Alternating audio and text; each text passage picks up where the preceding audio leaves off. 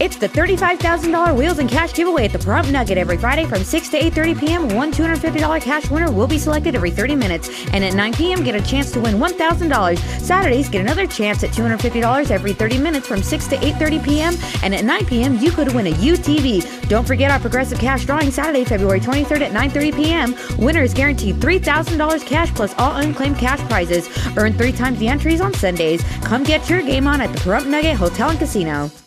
You're watching KPVM News 46. Weekend Review.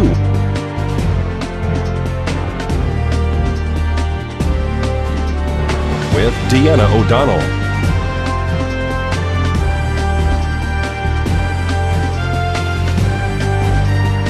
And Jason Koblenz.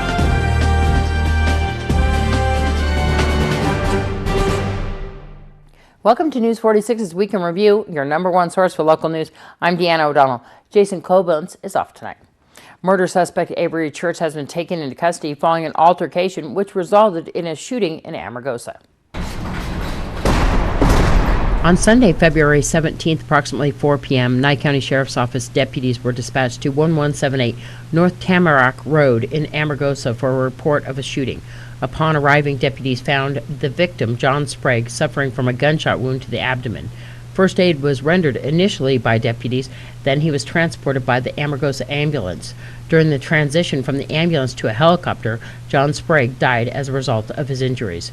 During the investigation, detectives identified that an earlier altercation had taken place with 4 teenage boys and an adult on Friday, that the suspect, Avery Church, had threatened them with a handgun. The argument continued yesterday when Church and the boys again ran into each other while collecting firewood. 2 rounds had allegedly been fired from Church's weapon into the wood as a warning from Church. The boys reported the incident to a family member who was with John Sprague. Investigation revealed that the victim, John Sprague, went over to the residence of Avery Church and confronted him about the situation with the boys. During that conversation, Avery Church pulled out his gun and shot John Sprague, ultimately ending his life, according to the report. Avery Church reports that John Sprague had punched him 2 times when he felt put in danger. As a result, he shot Sprague. 58-year-old Avery Church was arrested and booked into the Nye County Sheriff's Office Detention Center and is being held without bail on the charges of murder and assault with a deadly weapon. This is Deanna O'Donnell for News 46. 6 people have been taken into custody following a search warrant that was executed at 2 residences located on the same property on Barney Street. Approximately 7 p.m. on Wednesday night, Nye County Sheriff's Office issued a search warrant at a residence located at 2272 North Barney Street. Upon arrival, they made contact with Mr. Leonard Miller and Tanika Wynn. According to the press release, both of them resisted contact with Nye County Sheriff's Office personnel.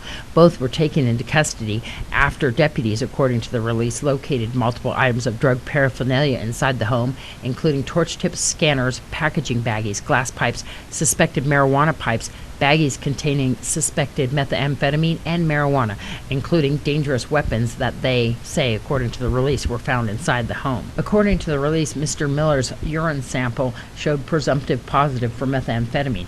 Ms. Wynn refused to give a urine sample, and the search warrant allowed them to take a sample of her blood. Marcia West, who also resides in the home, was found to have methamphetamine in her system and be in possession of drug paraphernalia, according to the release. Also on the property was a trailer belonging to Jana Jersey and Harold Coleman. Upon searching the trailer, Nye County Sheriff's Office allegedly found methamphetamine, marijuana, scales, and snorting straws, as well as Ziploc baggies. After retrieving a urine sample from Miss Jersey, it showed positive presumptive for methamphetamine, according to the release. Mr. Harold Coleman refused to give a urine sample, so a blood sample was retrieved from him. All have been taken into custody and transported to the Nye County Sheriff's Office for various charges related to the use and possession of a controlled substance. This is Deanna O'Donnell for News 46.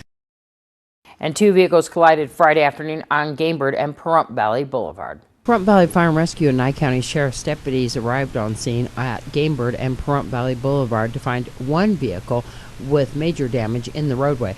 The other vehicle to the side of the road on Gamebird with moderate damage to its back rear panel. Upon arrival, all occupants had self-extricated. Pahrump Valley Fire and Rescue medics checked out all on scene. They all declined to be transported to local medical facilities.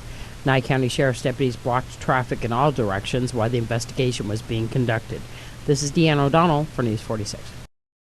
Two vehicles collided at the intersection of Highway 160 and 372 last week. Well, last night here on Highway 372 and 160, a two-vehicle accident. We're going to speak to Sergeant Carlos Rivera from the Nevada Highway Patrol. What we have right now, we have a two-vehicle accident here on 372 and 160. We had a white-colored vehicle behind me that was attempting to make a left turn onto 160 from 372, and it appeared he had the flashing yellow arrow, and he failed to yield right away from that.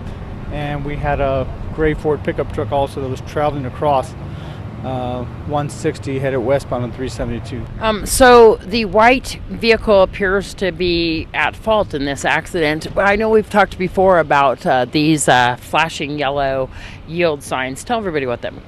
Well, basically what it means is that when you have a flashing yellow arrow, you're supposed to yield right away to traffic. When it is safe to go, then you can make your turn and go on, but you do have to yield right away to traffic. And so the white car sustained major damage. Is there any injuries here?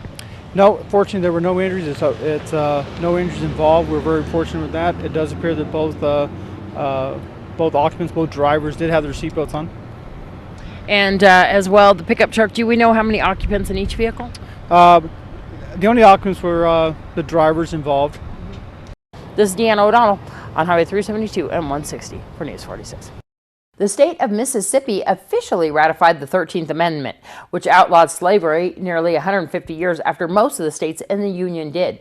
The gross delay fixed earlier this month was the result of a clerical error that left unrecorded what many state officials thought was its official ratification nearly 20 years ago.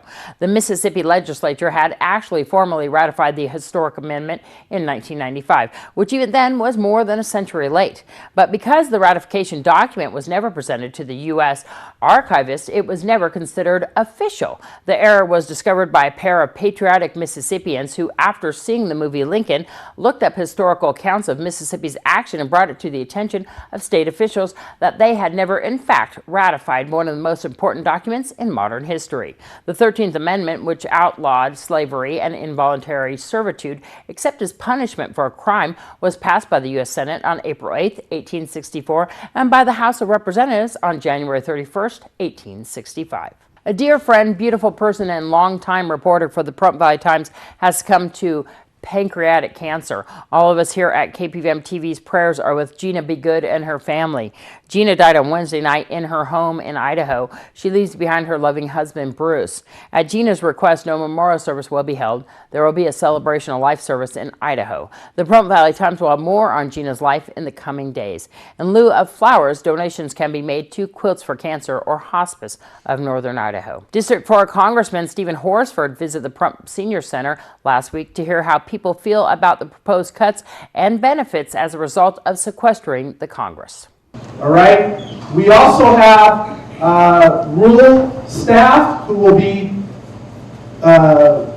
stationed here in Pahrump. I met with the town board members earlier and the town manager, and we will have a designated day every couple of weeks where I will have staff here in Pahrump to take your questions, answer your concerns, and to be available to you. Okay? So you will not see a cut in your Social Security benefit under the sequestration. And you will not see a cut in your benefits under Medicare. Okay, so I want to get that up front.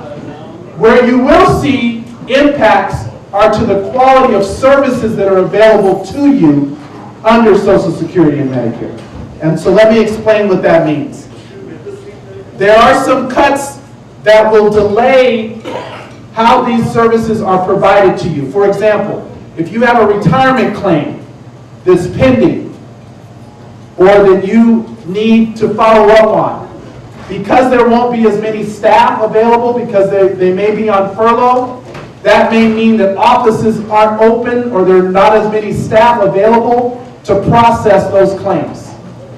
If you have some disability claims or disability hearings that have been scheduled, there may be delays to those as well.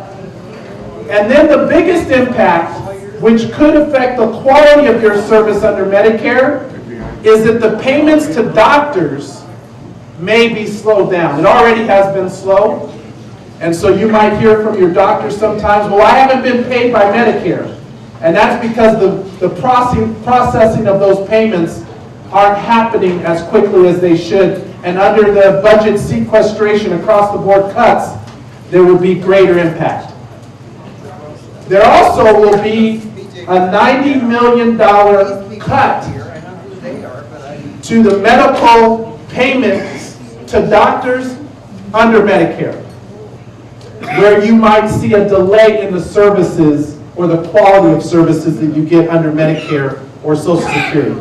And so I want you to be aware of that. Now, this should not go through. Right now, this week, Congress should be in session. Someone asked me, why aren't you in Washington?